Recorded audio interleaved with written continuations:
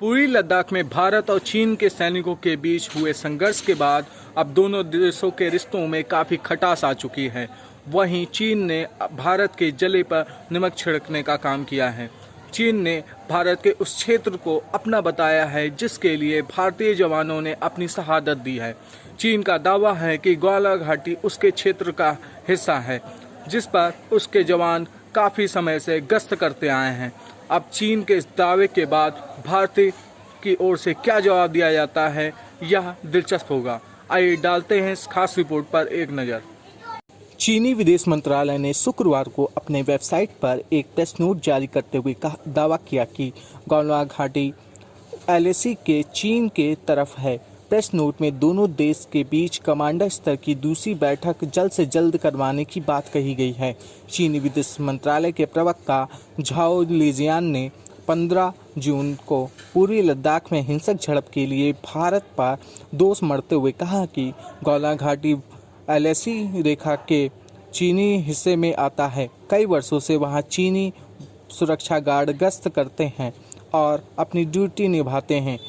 चीन ने कहा कि 15 जून की शाम को भारतीय जवान कमांडर लेवल की बातचीत में तय किए गए एग्रीमेंट को तोड़ते हुए चीनी सीमा में घुस आए। दोनों देशों के बीच हालात को जानबूझकर खराब किया गया। चीनी सेना और अधिकारी जब उनसे बात करने पहुंचे तो भारतीय जवानों ने हिंसक हमला किया, जिसके बाद दोनों देशों के सेनाओं के बीच शारीरिक संघर्ष हुआ और जान का नुकसान हुआ। चीन ने आगे कहा कि भारतीय जवानों ने सीमा पर हमें कम आंकते हुए एडवेंचर्स एक्ट किया, चीनी सैनिकों की जान को खतरे में डाला, साथ ही दो देशों के बीच सीमा समझौते का उल्लंघन किया, जो दोनों देशों के बीच अंतर्राष्ट्रीय संबंधों का उल्लंघन है। चीनी विदेश मंत्रालय की तरफ से जारी प्रेस नोट में कहा गया कि अप्रैल 2020 से भारत LAC के पास गौला घाटी में लगातार सड़क निर्माण, पुल निर्माण और अन्य गतिविधियां कर रहा है। चीन ने इन मामलों को लेकर कई बार भारत सरकार के सामने अपना विरोध प्रकट किया। इसके बावजूद भारतीय सेना बार बार सीमा पर हमें भड़काने का काम करती रही है।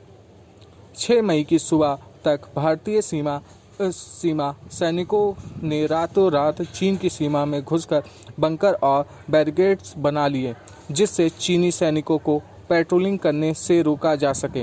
उन्होंने आगे कहा कि दोनों पक्ष राजनयिक और सैन्य जरिए से तनाव को कम करने के लिए संवाद कर रहे हैं।